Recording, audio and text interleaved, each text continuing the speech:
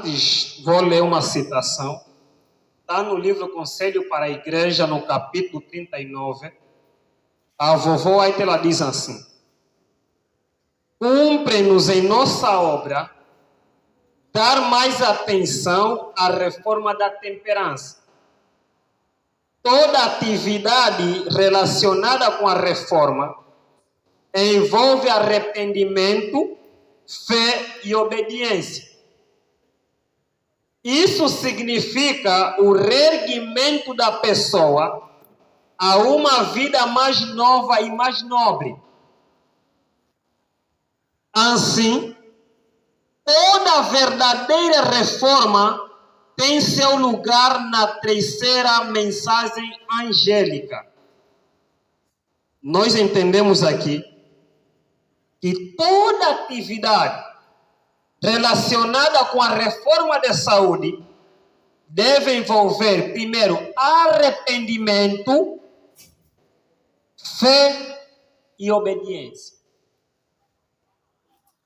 E Ellen White, no livro Educação, capítulo 22, no tema temperança e dietética, ela nos ensina que para atingirmos a raiz da intemperança, temos que ir mais longe do que chá e álcool. Isso implica dizer, como a última geração que existe na face da terra e que esperamos o breve aparecimento de Cristo Jesus, devemos dar um passo mais largo do que os mundanos na reforma de que, irmãos? Da saúde. Nós temos que ser o povo mais perfeito em relação a termos saúde. E Jesus, quando veio na terra, ele não é que fala que ele veio para acabar com a miséria do pecado e da doença. Isso implica dizer, o que o Cristo trouxe para nós nesta terra não é simplesmente vitória sobre o pecado, mas também vitória sobre a doença. Por isso que o irmão nunca vai ver nas Escrituras um texto que Jesus, com febre, dor de cabeça, dor de coluna. Irmãos, já viram isso? Já viram isso, irmãos? Não. Por quê? Ellen White fala que Cristo era obediente a todas as leis que Deus lhes concedeu. Tanto a lei moral como a lei da saúde. E no Conselho sobre o Regime Alimentar, capítulo 2, a mãe White ela diz que é tão pecado violar a lei do nosso ser, como é pecado transgredir a lei de Deus proferida onde? No Sinai. E ela ainda diz assim: em nossas reuniões campais, devemos chamar a atenção para esta obra, tornando um assunto vivo. Precisamos apresentar ao povo os princípios da verdadeira temperança e pedir assinatura para o compromisso de temperança. Importa dar cuidadosa atenção aos que se acham escravizados pelos maus hábitos. Cumpre-nos levá-los à cruz de Cristo. Ainda diz assim: quando homens e mulheres são verdadeiramente convertidos, conscienciosamente consideram as leis da vida que Deus estabeleceu em seu ser. Buscam assim evitar debilidade física, mental e moral. A obediência a essas leis deve ser considerada questão de dever pessoal.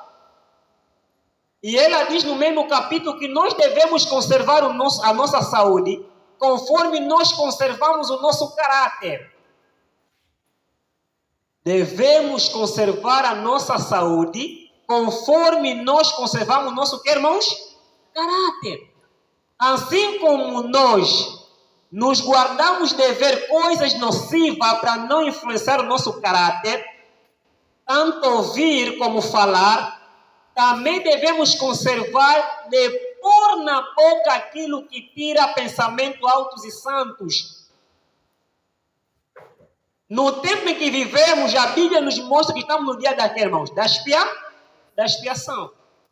Desde 1844, que começou o dia da expiação, Levítico 11 cai por terra. Levítico 11 já não é para o povo adventista do sétimo dia, é para os mundanos. Porque é uma lei que Deus concedeu para o mundo, não para o povo de Deus simplesmente. Desde 1844, o povo de Deus é chamado a sua atenção para o livro de Gênesis, capítulo 1, versos 29. É a nossa mensagem como povo de Deus. Ser vegetariano, comer aquilo que é saudável. Por isso que ele não é que fala que Deus está chamando o seu povo passo a passo a seu desígnio, que irmãos? Original. Passo a passo, muitos entendem que eu ouvir a mensagem, ficar 10 anos depois para viver, ou condições, ter dinheiro. Não. Passo a passo é você conheceu a mensagem, viveu. Vê outra luz, viveu. Isso é passo a passo. E ela mostrou que reforma de saúde não é condição de quê? De dinheiro. Nem precisa ter condição, não. É ter fé e arrependimento e coragem para viver. E ela diz assim: o Criador do homem organizou a estrutura viva de nosso corpo. Cada função é maravilhosa e sabiamente arranjada. E Deus se comprometeu em manter esse maravilhoso sistema em saudável funcionamento, desde que o instrumento humano obedeça às leis e coopere com ele. Cada lei governadora do corpo humano deve ser considerada tão divina na sua origem, caráter e importância, como a palavra de Deus. Cada ação descuidosa e desatenta, qualquer abuso imposto ao maravilhoso mecanismo do Senhor, pelo desrespeito às suas peculiares leis na habitação humana, é uma violação da lei de quem? De Deus. Podemos contemplar e admirar a obra de Deus no mundo natural, mas a habitação humana é a mais maravilhosa. Ele não é que fala que ninguém que é intemperante vai aperfeiçoar o seu quê? O seu caráter. É impossível intemperante ser cristão. Irmãos, o povo de Israel só tinha como costume 2 refeições ao quê? Ao dia. E a última refeição era antes do pôr do sol. Toda refeição que nós ingerimos depois do pôr do sol não tem digestão. Inclusive a proteína. Estamos a falar do feijão, não se come à noite. Jinguba não se come à noite. Soja não se come à noite. Sabe por quê, irmãos? Porque contém índice de proteína. Quando o sol está a se pôr, o nosso organismo já não libera a pepsina, que é o hormônio que digere a proteína. Por isso que quando ingerimos esses alimentos, fermenta. Vamos começar a deitar gases. Vamos acordar cansados. Tipo, te bateram toda a noite. E depois vamos ter sonhos pesados ou pesadelo. Vamos sonhar com a tia alheia que nunca nos fez nada. E vamos começar a culpar aquele que está nos bruxando. Nós somos os próprios bruxos dos nossos corpos. Por isso que Deus nos pede que vamos viver os princípios de reforma de saúde conforme Deus implementou em sua palavra. Senão nunca vamos aperfeiçoar caráter cristão. Isso é que ele não vai ter nos ensinado 2 refeições ao dia. Devemos respeitar também os intervalos das refeições, irmão, é muito importante. Há pessoa que come e bebe. O mel já bebeu líquido, bebeu água. O mel bebeu. Está errado isso. Cria fermentação, putrefação do alimento.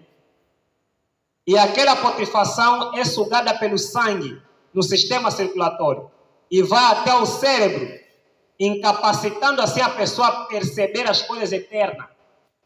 E ele não é que ela nos diz, ainda outra parte diz assim: a religião da Bíblia não é prejudicial à mente ou à saúde, seja do corpo ou da mente. A influência do Espírito de Deus é o melhor remédio para as doenças. O seu todo é saúde. E quanto mais profundamente forem sentidas as influências celestiais, mais certa será a recuperação de crentes inválidos. O verdadeiro princípio do cristianismo abre em parente todos uma fonte de inestimável felicidade. A religião é uma fonte contínua do qual o cristão pode beber à vontade e jamais secar a fonte.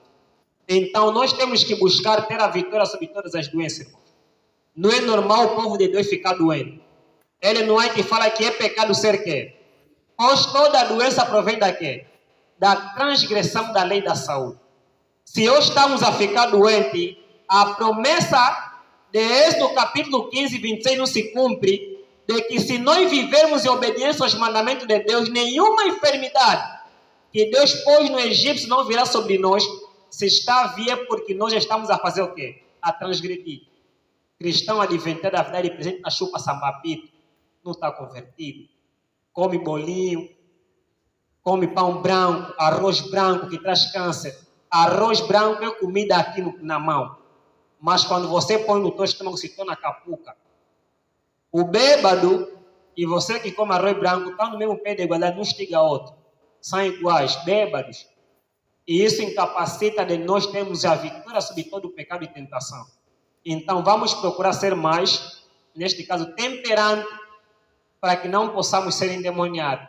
Para terminar, livro Temperança, capítulo, Ciência do Bom Viver, capítulo 11, diz assim: ao lidarmos com a vítima da intemperança, cumpre nos lembrar que não estamos a lidar com pessoas de são juízo, mas com pessoas que de momento se acham sob poder de um quê?